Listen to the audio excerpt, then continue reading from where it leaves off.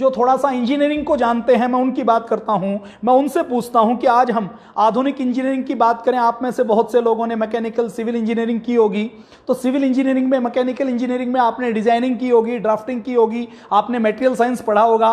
तो कौन से टूल होंगे, कौन सी छैनी हथौड़ी होगी, कैसे कैसे डिजाइनिंग की जाएगी और किस प्रकार से यह बनाया जाएगा, यह अपने आप में एक अद्भुत आश्चर्य है। ये शिव मंदिर की हमने बात, कैलाश मंदिर की बात करी, इसके ऊपर एक पूरा एपिसोड करेंगे, वो बाद में करेंगे, अभी इसके बारे में ज्यादा बातचीत नहीं करते। अभी आपको हम दिखाते हैं ये जो अजंता और एलोरा के मंदिर हैं, इन मंदिरों में आगे और क्या है। मैं आपको आज अपना चेहरा नहीं दिखाऊंगा। ये देखिए, ये अजंता और एलोरा के जो मंदिर हैं, अजंता और एलोरा के मंदिर में ये ऐसा माना जाता है कि 2200 साल, 2000 साल इनकी आयु है। अजंता और एलोरा की जो गुफाएं बनी हुई हैं, ये जो मंदिर है, इस मंदिर को मैं थोड़ा सा आपको और दिखाना चाहूंगा।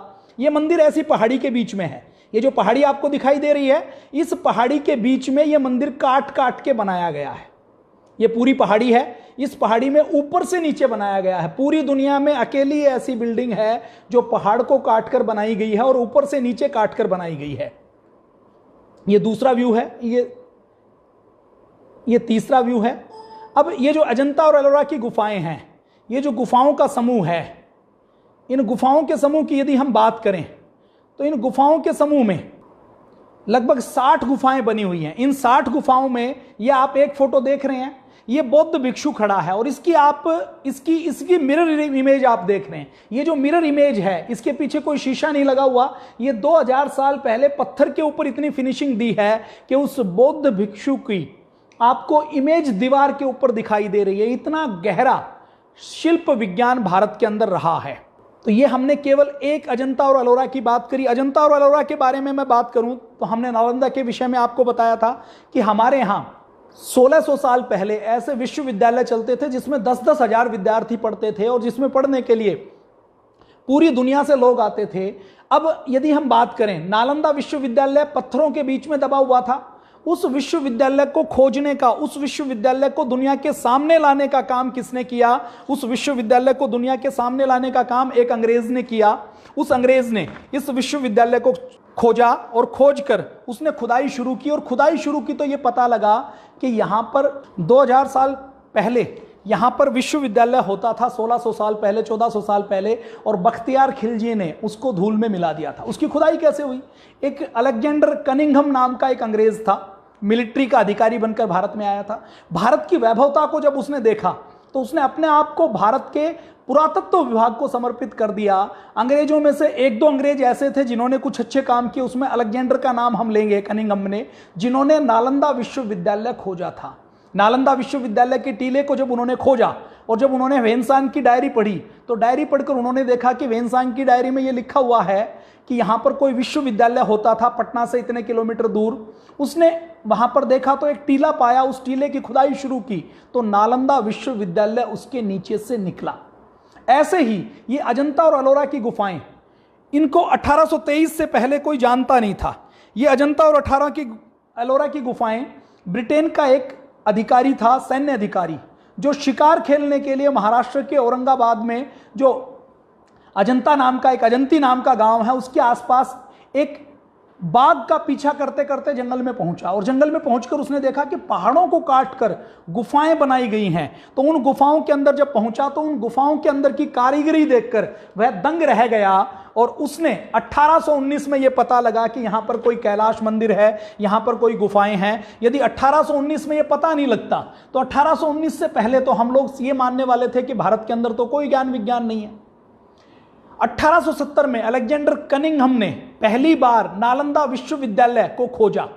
इसी प्रकार अंग्रेजों के समय में यह माना जाता था कि भारत के अंदर कभी कोई सभ्यता संस्कृति नहीं रही। उसके बाद सिंधु घाटी की खोज हुई, हड़प्पा नगर की खोज हुई, मोहनजोदारो की खोज हुई। और ये जो हड़प्पा और मोहनजोदारो की खोज हुई, यहां पर ईंट से बने हुए मकान हैं, सुनियोजित नगर व्यवस्था है, नालियों की व्यवस्था है, शौचालयों की व्यवस्था है, स्नानागारों की व्यवस्था है। इसका मतलब क्या है? जो उस समय हड़प्पा में, मोहनजोदारो में जो सड़कें बनी हुई हैं वो 5 से 10 मीटर तक चौड़ी हैं। सड़कें एक दूसरे को 90 डिग्री के ऊपर काटती है। सड़कों को बनाने में यह भी ध्यान रखा गया है कि सड़कों की क्लीनिंग अपने आप हो जाए।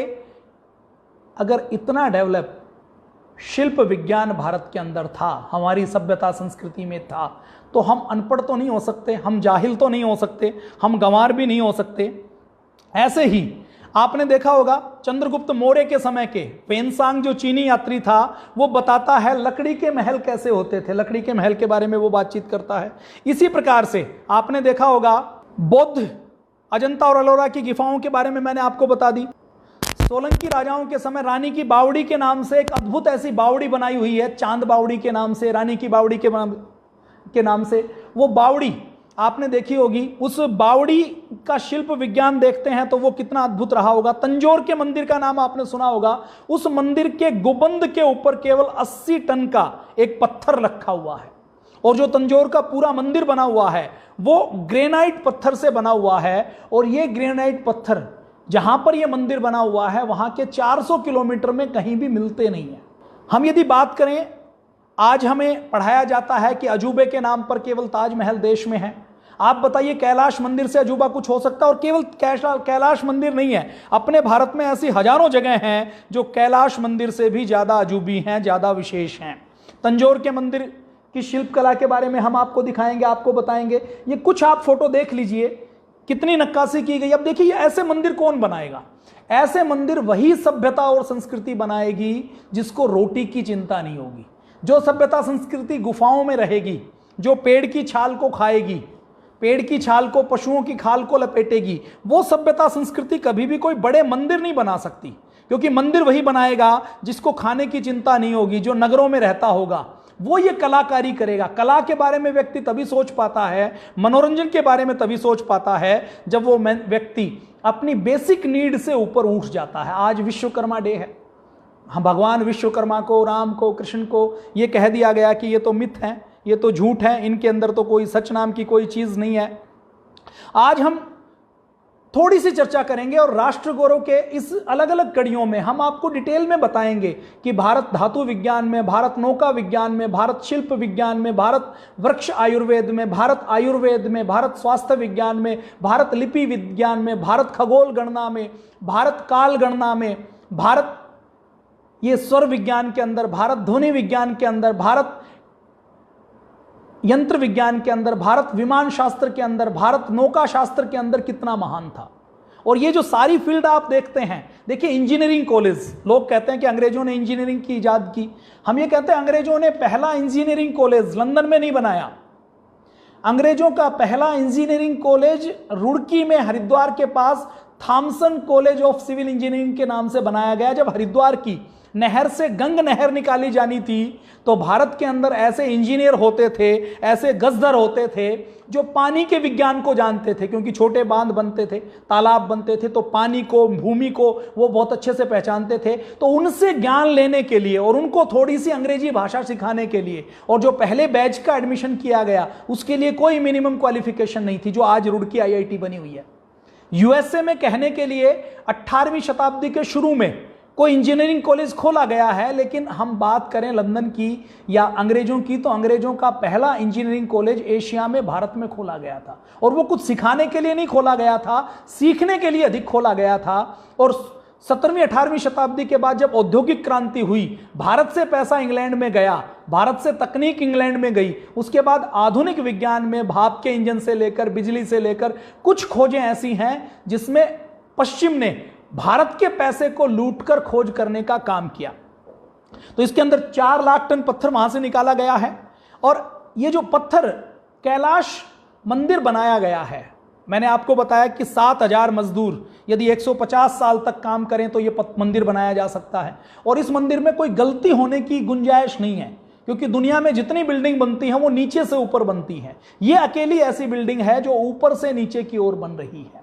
तो इस कैलाश मंदिर में यह माना जाता है, कुछ लोग ये मानते हैं कि उस समय ऐसी कोई लेजर टेक्नोलॉजी रही होगी जिसने हजारों टन पत्थर को भाप बनाकर उड़ा दिया, और जिस हिस्से को हमें कट करना था उस हिस्से को हमने काट लिया। अभी 1958 में एक जगह पता लगा कि यहां पर कोई बावड़ी है, राजस्थान में यह पता लगा कि वहां पर कोई बावड़ी है। तो 1958 में उसका पुनरुद्धार शुरू हुआ। तो उसमें 1958 में एक बावड़ी का उद्धार शुरू किया। ये जो बावड़ी आप देख रहे हैं ना, ये 7 मंजिल नीचे तक थी। इसमें गाद भर गई, इसके अंदर सब कुछ भर गया। तो 1958 में पुरातत्व विभाग ने इसका पुनरुद्धार शुरू किया। इसके ऊपर काम चलता रहा, 30 साल तक काम चलता रहा। 30 साल के बाद ये निकल कर आई। तो आप देखते हैं कि लोग तो नीचे से ऊपर की ओर बनाते हैं, भवन बनाते हैं। हमने ऊपर से नीचे की ओर जमीन में 7-7 मंजिल की इंजीनियरिंग की है। वाटर इंजीनियरिंग है, सिविल इंजीनियरिंग है, और इसमें जितने तल बनाए गए हैं, मतलब पानी लेना है, पानी की बावड़ी है, तो भी इसको खाली नहीं छोड़ा। हर तल के ऊपर हर 10-10 फीट में मूर्तियां बनाई गई हैं, नक्काशी की गई है। तो आप देख सकते हैं कि कला के प्रति, इंजीनियरिंग के प्रति भारतीयों का रुझान कितना रहा होगा। होलेश्वर नाम का एक मंदिर है।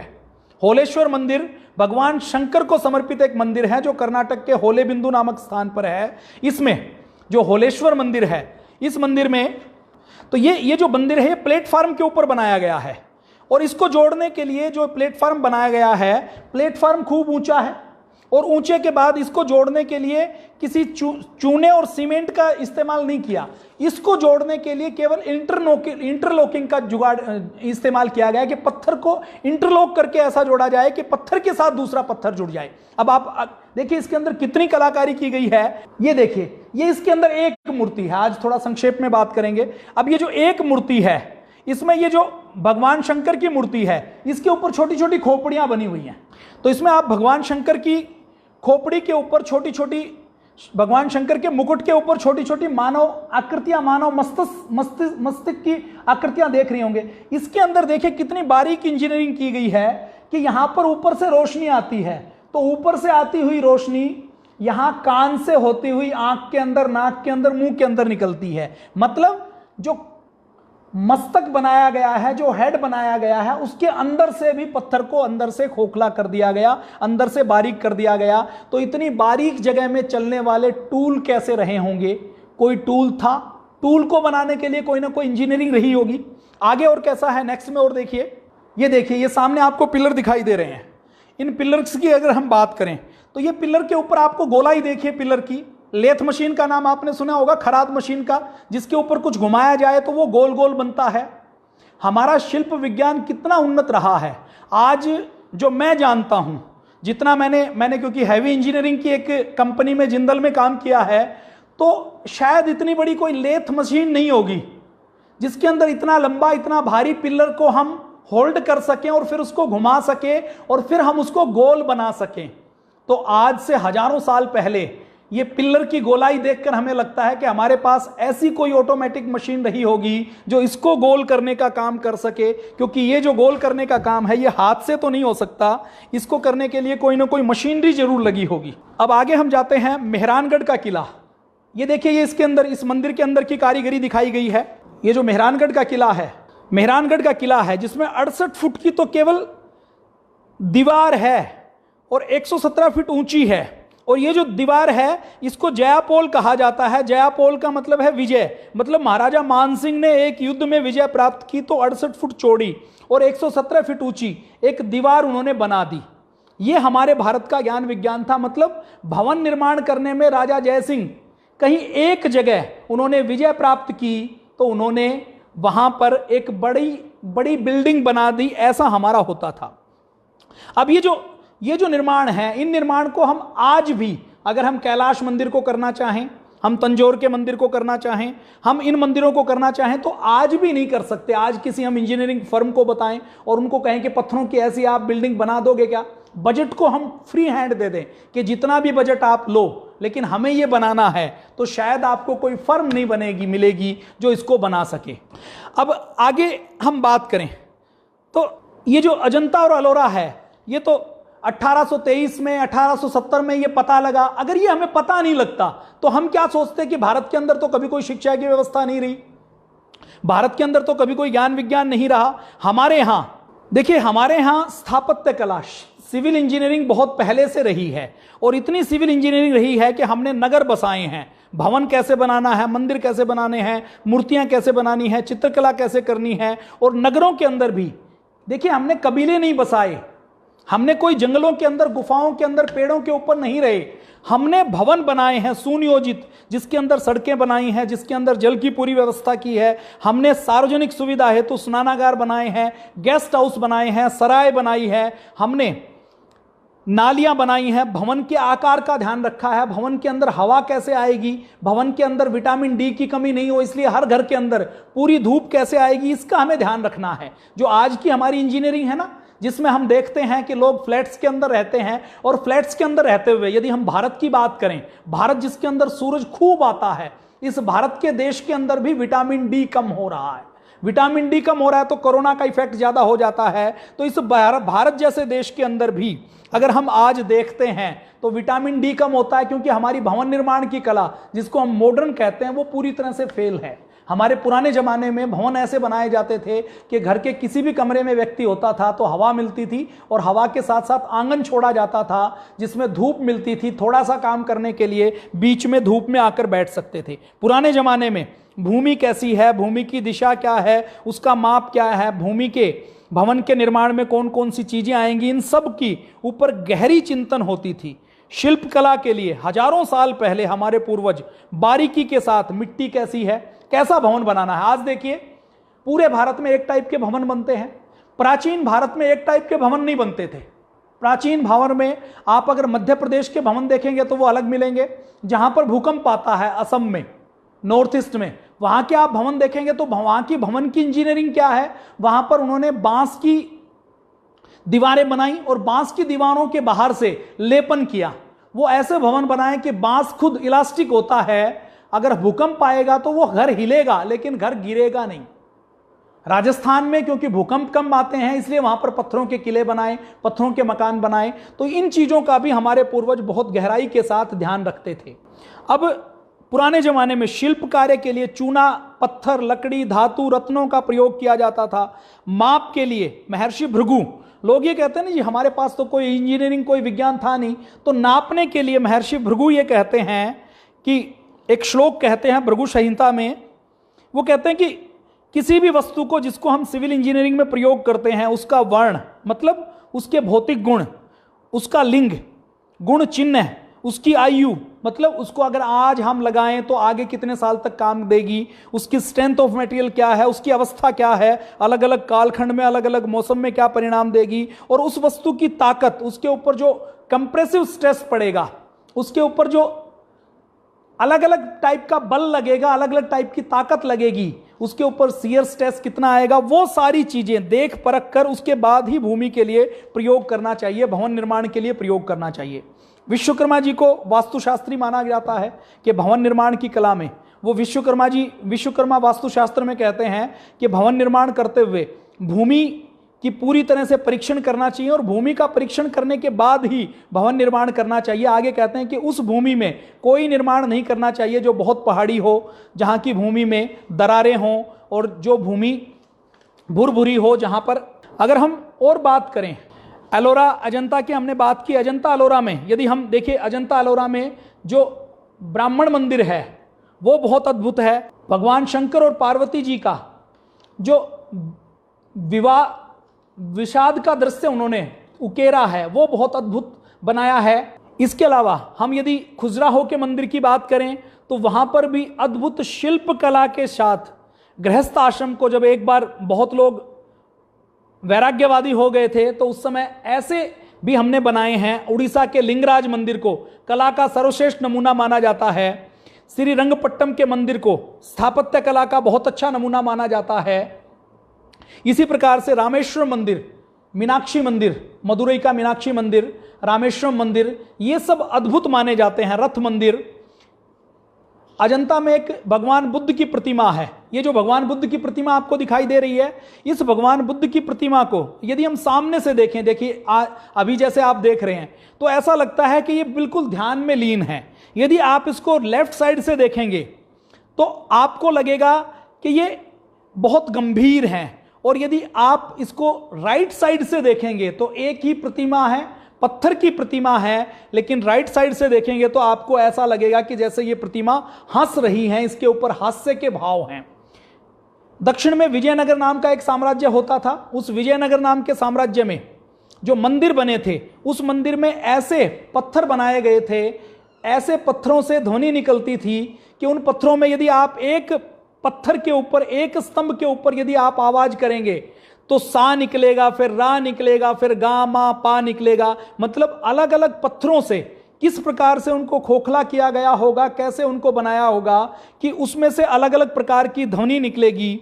और फिर इसके बाद अलग अलग प्रकार के वाद्य के, मतलब एक खंबा ऐसा बनाया जिसको यदि आप टच करेंगे तो तबले की ध्वनि निकलेगी। एक स्तंभ ऐसा बनाया, पिलर ऐसा बनाया जिससे बांसुरी की ध्वनि निकलेगी। एक पिलर ऐसा बनाया जिसमें वीणा की ध्वनि निकलेगी। तो आप देखिए कितना बड़ा साउंड का साइंस रहा होगा कि जिसमें पत्थर को केवल छुएंगे और पत्थर को छूते ही उसके अंदर अलग प्रकार से ध्वनि निकलने का काम होगा।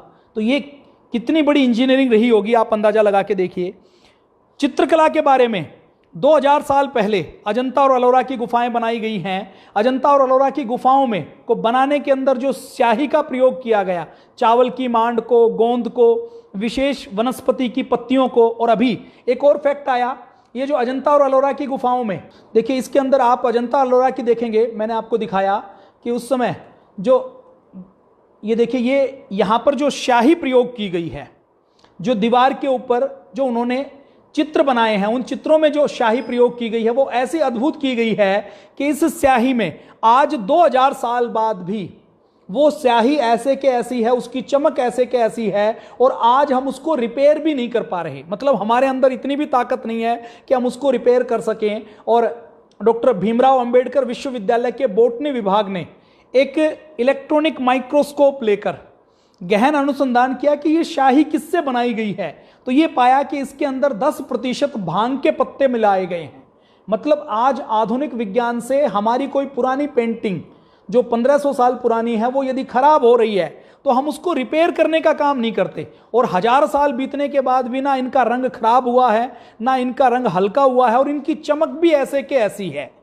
यदि हम स्थापत्य कला की बात करें तो प्राचीन भारत से ही स्थापत्य कला के बारे में पूरी जानकारी हमारे पूर्वजों ने चर्चा की है। भृगु संहिता में, काश्यप शिल्प में कश्यप ऋषि नींव को कैसे खोदना चाहिए, कितनी खोदनी चाहिए। भृगु संहिता में जमीन के ऊपर भवन बनाने से पहले जमीन के 5 प्रकार के रूप, रस, रंग, गंध, स्पर्श से कैसे परीक्षण करना चाहिए, इसके बारे में बताते हैं। फिर भवन निर्माण में वो बताते हैं कि दीवारें कितनी मोटी हों, उनकी मोटाई कैसी हो, उनके अंदर अलग अलग व्यवस्थाएं कैसी होंगी, ये उसके बारे में बताते हैं। मोहनजोदड़ो के बारे में आपने सुना है कि भली प्रकार के नगर उस समय बनाए गए थे।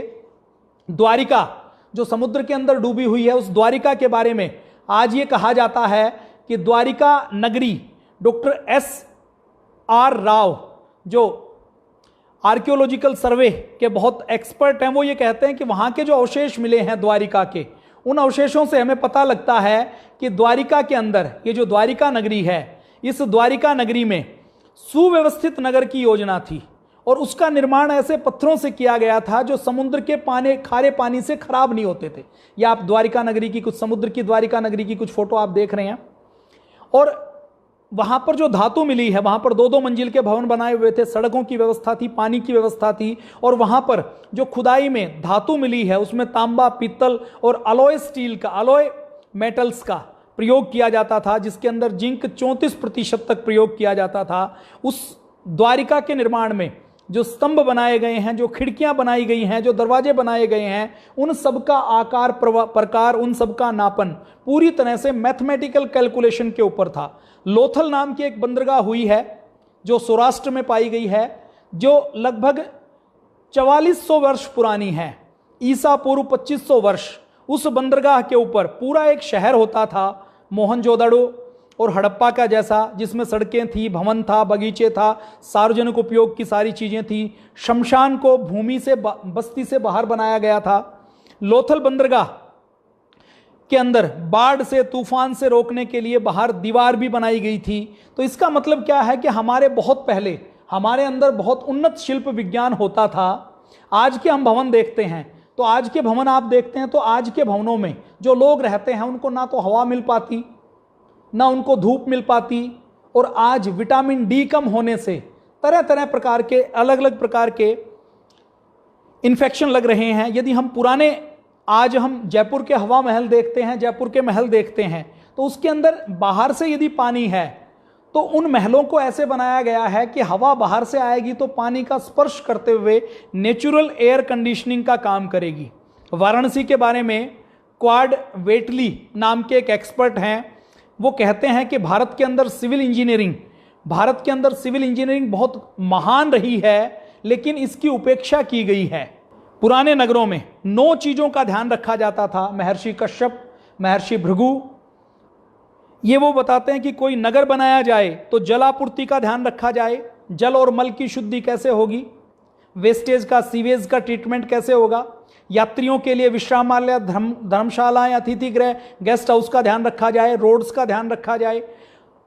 जैसे आज कुछ भी बनाया जाता है तो शॉपिंग सेंटर, शॉपिंग मॉल दिया जाता है, वैसे ही वहाँ पर क्रय विक्रय के लिए होट, वहाँ पर बाजार कैसा होगा, वहाँ पर पुलिस की दंड की व्यवस्थाएं, अपराध की व्यवस्थाएं कैसी होंगी, अराजक तत्वों से सुरक्षा कैसे होगी, बगीचा, उद्यान, बाग बगीचा, आज जैसे थिएटर होता है वैसे ही आमोद प्रमोद के लिए और अलग अलग प्रकार से लर्निंग करने के लिए अलग अलग प्रकार के एजुकेशनल इंस्टीट्यूट कैसे बसाए जाएंगे, आबादी के लिए जो आवासीय व्यवस्था होगी वो कैसे होगी, उस आवासीय व्यवस्था के अंदर उद्योग धंधे कैसे होंगे, कुटीर उद्योग कैसे होगा, कैसे चीज़ें बनाई जाएंगी, शमशान घाट कहाँ होगा, स्वास्थ्य की व्यवस्थाएं, हॉस्पिटल की व्यवस्थाएं कैसे होंगी, मंदिर की व्यवस्थाएं कैसे होंगी, 9 चीज़ों का ध्यान रखा जाए। ऐसा पुराने ज़माने में हमारी प्राचीन शिल्प कला कहती है।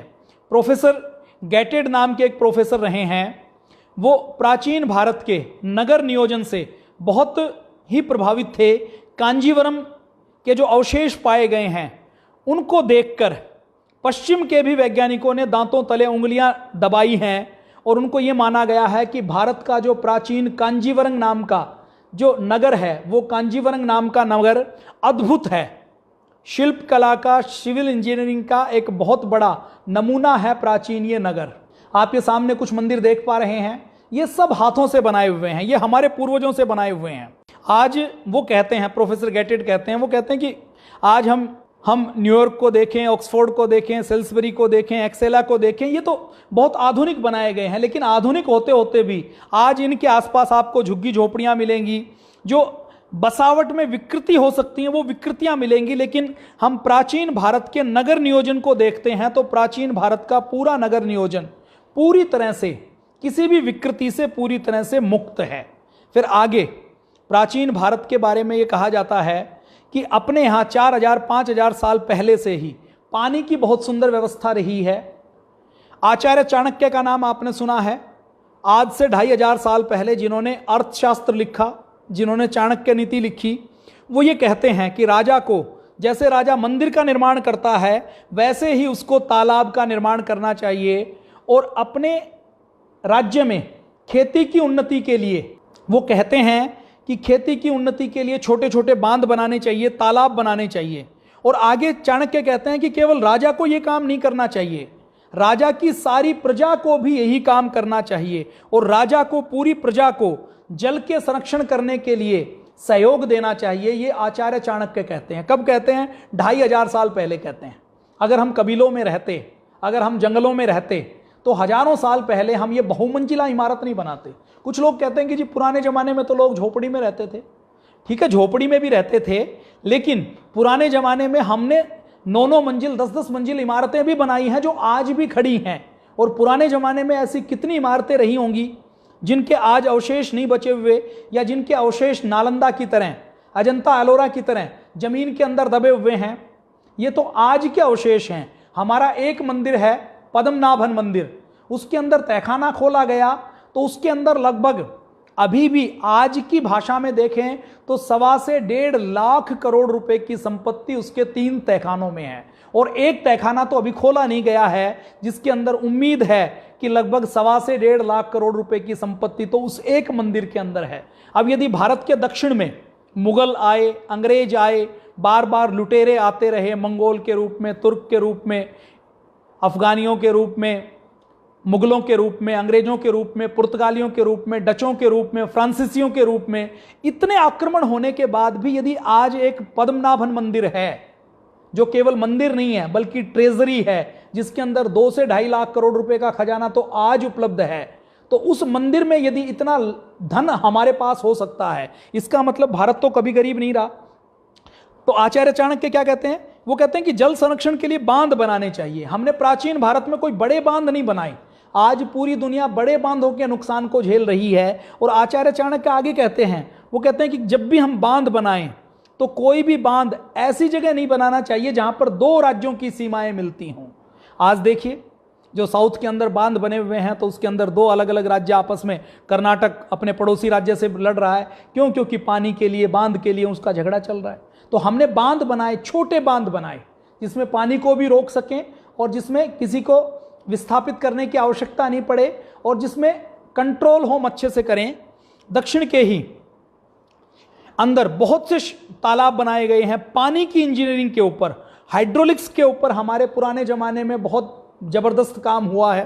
पुराने जमाने में हाइड्रोलिक्स के बारे में, जैसे कोई तालाब बनाना है, बांध बनाना है, तो इसको पायस शास्त्र कहते हैं, मतलब वाटर इंजीनियरिंग, जिसको आज इरिगेशन भी कह देते हैं। कोई भी नाम ले लीजिए आप, हाइड्रोलिक्स कहेंगे तो उसमें सब कुछ आ जाएगा, सारा फ्लूइड्स आ जाता है। यदि हम इसमें पानी के ऊपर कंसंट्रेट करने की बात करें तो तालाब बनाते हुए, जल बनाते हुए क्या क्या ध्यान रखना चाहिए कि खुशहाली के लिए, जनता में प्रोडक्शन बढ़ाने के लिए तालाब बनाने चाहिए, बांध बनाने चाहिए।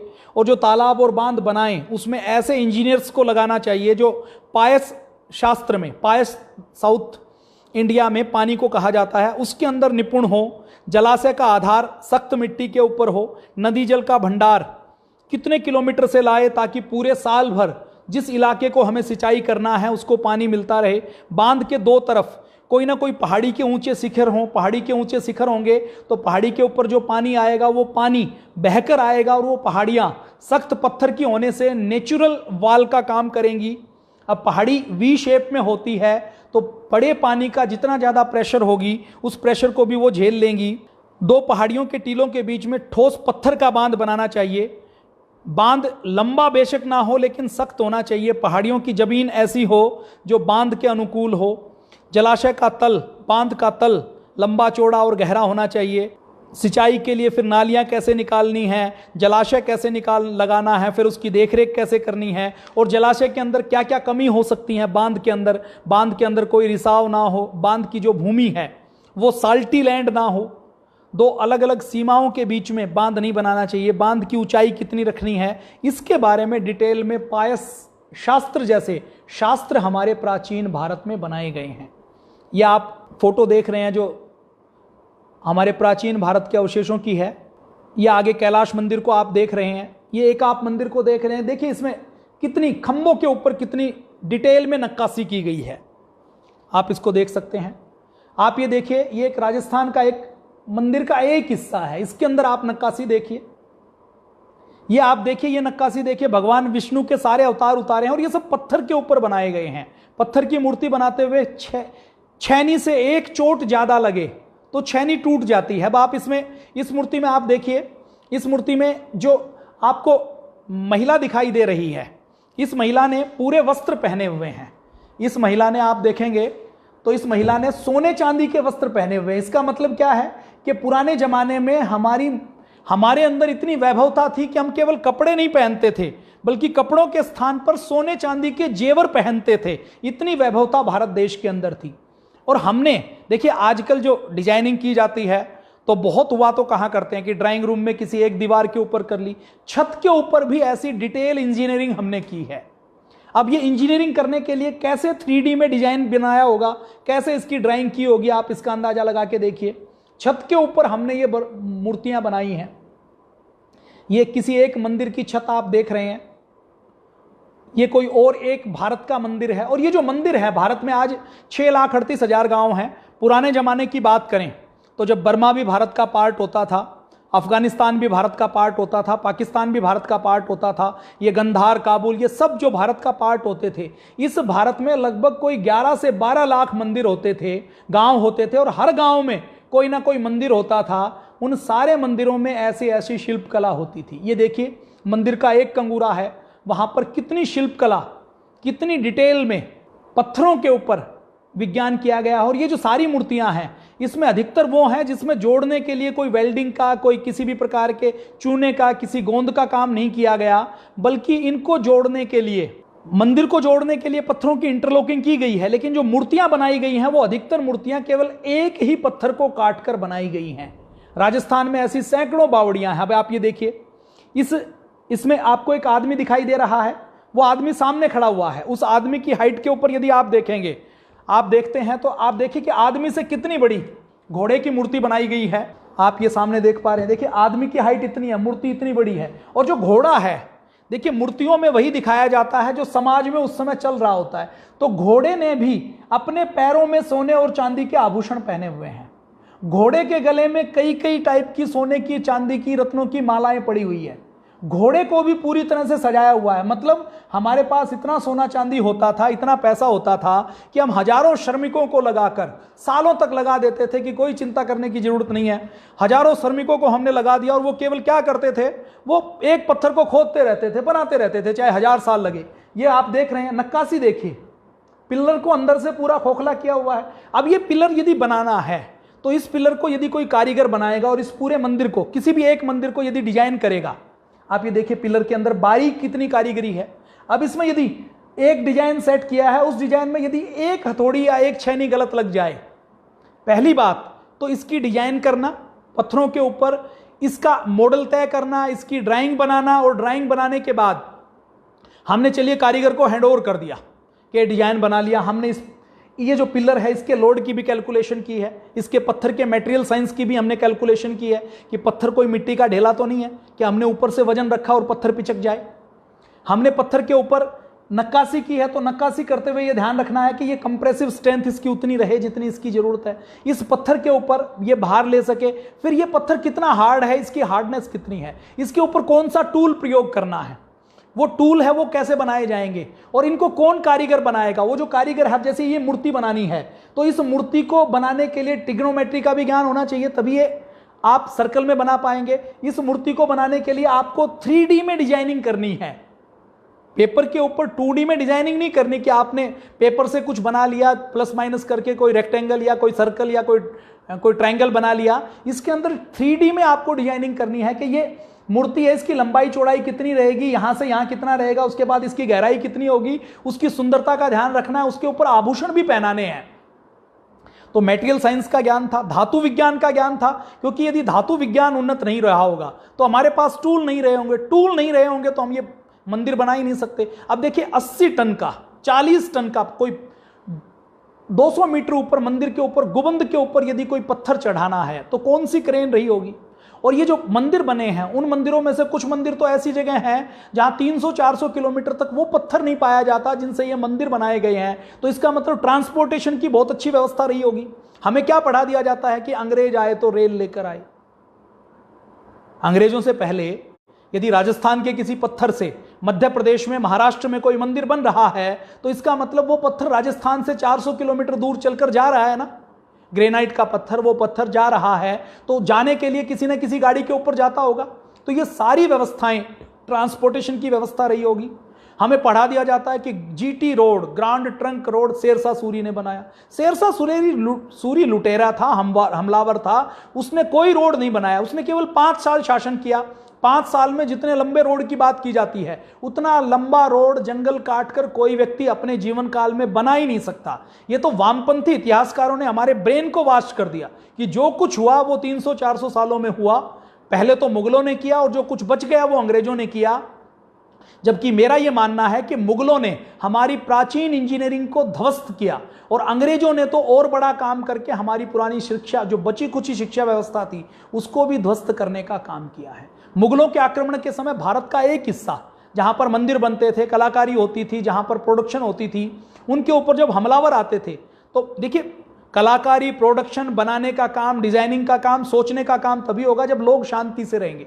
जब हमलावर आते रहते थे तो लोग अपने खेतों को, अपने बचे हुए अन्न को आग लगाकर अपना घर छोड़कर जंगलों में रहने के लिए चले जाते थे। क्यों? क्योंकि ये जो आतंकी हमलावर होते थे इनको किसी राजा, किसी प्रजा से कोई प्रेम नहीं होता था। वो फोन देना मेरा।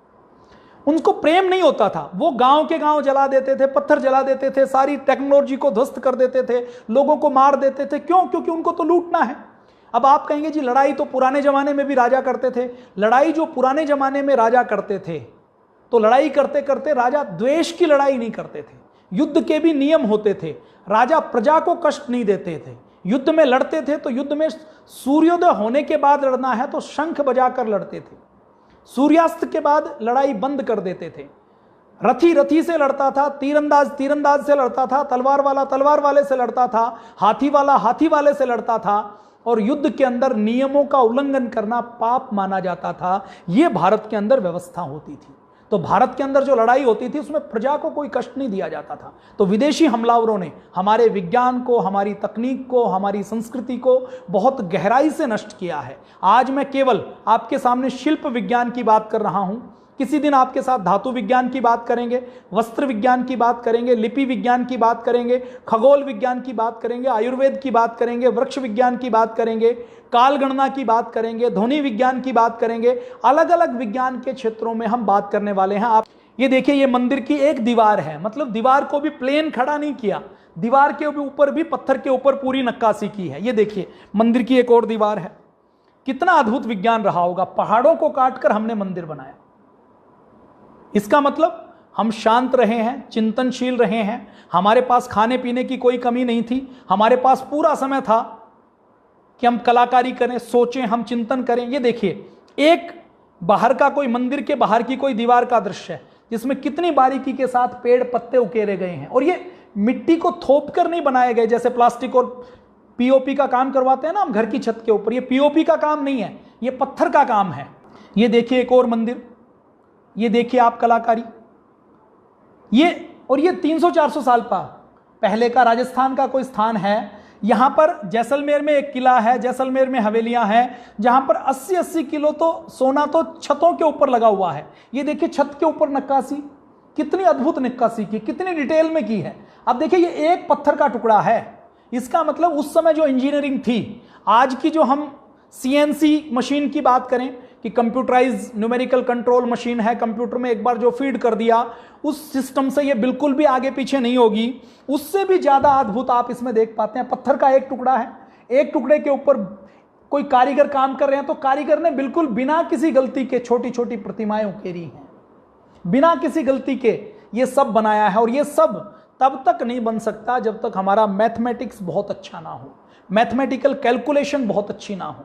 तो मैथमेटिकल कैलकुलेशन हमारी बहुत अच्छी रही है, गणित बहुत अच्छा रहा है, तो हमने ये मंदिर बनाए हैं। ये मंदिर देखिए, नींव नहीं है, नींव के ऊपर है और पत्थरों को इंटरलॉक करते हुए बनाया हुआ पूरा मंदिर। कोई चूने का प्रयोग नहीं किया, कोई सीमेंट का प्रयोग नहीं किया, पत्थर को आपस में इंटरलॉक किया है। ये देखिए मंदिर के ऊपर कारीगरी। अब इतनी डिटेल में कारीगरी, आज आप में से कोई ऑटोकैड जानता हो तो आप कल्पना कर सकते हैं कि ऐसी कोई कारीगरी करेंगे फिर इसको बनवा सकते हैं। ये देखिए मंदिर के ऊपर, एक बाहरी दीवार के ऊपर कितनी डिटेल में। देखिए ये मूर्ति है, इस मूर्ति के पीछे भी मूर्तियां हैं। आप देखिए, ये उस समय की किसी महिला की मूर्ति है, तो महिला ने गले में देखिए कितने हार पहने हुए हैं, कानों में क्या पहना हुआ है, केस बनाए हुए हैं। ये देखिए पैरों के अंदर पाजेब पहनी हुई है। और इसके साथ साथ जंगल वो खेलते हुए, पशु पक्षियों के साथ विनोद करते हुए, खेलते हुए फोटो है। ये देखिए ये मूर्ति है, तो इस मूर्ति के पीछे का जो सिंहासन है उसके अंदर भी डिटेल में मूर्तियां बनाई गई है, इसके पीछे भी मूर्तियां बनाई गई हैं। और ये मूर्तियां ऐसे नहीं बनाई, एक एक मूर्ति से आपको संदेश दिया है जीवन का कि हमें धर्म, अर्थ, काम, मोक्ष में किसको आगे रखना है, धर्म को कैसे निर्वहन करना है, पुरुषार्थ कैसे करना है, कर्म कैसे करना है। ये देखिए एक और दीवार मंदिर की, ये किला है जो राजा ने अपनी विजय के लिए बनवाया था। मतलब ऐसे ऐसी दीवारें, ऐसे ऐसे पोल, ऐसे ऐसे किले, जो 170 फीट चौड़ी दीवार है, 150-200 फीट ऊंची दीवार है, वो तो केवल एक अभियान में जीत कर आए तो बना दी। ये देखिए शिल्प कला का राजस्थान का चित्तौड़ का एक नमूना। ये देखिए, ये वही कैलाश अजंता और एलोरा की गुफाएं, अजंता की और एलोरा की गुफाओं में कैसे पहाड़ को काटा गया है। ये बावड़ी का दृश्य, और ये बावड़ी कोई विशेष बावड़ी नहीं है, ये वो बावड़ी है जो गांव-गांव के अंदर लोग बनवाते थे। ये देखिए एक और मंदिर, ये राजस्थान की कोई एक हवेली, इसके अंदर आप शिल्प कला देखिए। और ये जो राजस्थान की हवेलियां हैं, ये 500, 700, 1000 साल पुरानी हैं। अभी भी आप चाहें तो जैसलमेर में जाकर, जोधपुर में जाकर, बीकानेर में जाकर आप देख सकते हैं। ये एक और मंदिर आप देख सकते हैं। ये देखिए रामेश्वरम मंदिर का, जहां पर पिलर जाकर एक बिंदु के ऊपर मिल जाते हैं। अब यदि पिलर को बनाना है तो इसका मतलब आज जब हम मास प्रोडक्शन करते हैं तो क्या ध्यान रखते हैं कि सारे पीस एक जैसे बने, और सारे पीस एक जैसे बने इसके लिए क्वालिटी कंट्रोल के अलग अलग टूल यूज करते हैं कि ISO यूज करेंगे, ओसास यूज करेंगे, क्वालिटी TQM यूज करेंगे, जापानी टूल क्या क्या चलते हैं, TPM चलता है, उसके अंदर फिर काइजन चलता है, ऐसे ऐसे कंट्रोल करके अब पत्थर के सारे टुकड़े एक जैसे बनाए हैं, क्योंकि एक में एक एक इंच का भी अंतर आएगा तो वो अंतर कुछ और हो जाएगा। अब पत्थर को टिकाया समतल पे है, पत्थर को टिकाते हुए छत एक जैसी बनाई है, तो इसका मतलब हमें गणित की बहुत गहरी समझ थी। हमारे पास ऐसे टूल थे जिसमें हम बहुत फाइन कैलकुलेशन कर सकते थे, और ऐसे कारीगर थे, और ऐसे कारीगर रहे होंगे तो इन कारीगरों को पढ़ाने के लिए कोई ना कोई विद्यालय भी रहा होगा, इन कारीगरों का कोई ना कोई गुरु भी रहा होगा। अगर ऐसे हम मंदिर बना रहे हैं तो इन मंदिरों को बनाने के लिए हमारे पास समय भी रहा होगा, शक्ति भी रही होगी, और धन भी रहा होगा। ये देखिए एक और हवेली का दृश्य है, किले का। ये एक और मंदिर का दृश्य है। ये देखिए मंदिर के एक पिलर के ऊपर आप नक्काशी देखिए, और जितने पुराने मंदिर हैं 1000, 1200, 1500 साल पुराने, सब में जो मूर्तियां बनाई गई हैं उसने सोने चांदी के खूब आभूषण पहने हुए हैं, पूरी मात्रा में आभूषण पहने हुए हैं। ये देखिए आप, एक पत्थर के टुकड़े पर बनाया गया है, उसके अंदर भगवान कृष्ण की मूर्ति, उसके ऊपर पेड़, पेड़ के नीचे जो स्नान का दृश्य है वो, फिर उसकी जाली आप देखिए, कितना अद्भुत विज्ञान रहा है। ये देखिए कितनी बारीक नक्काशी है।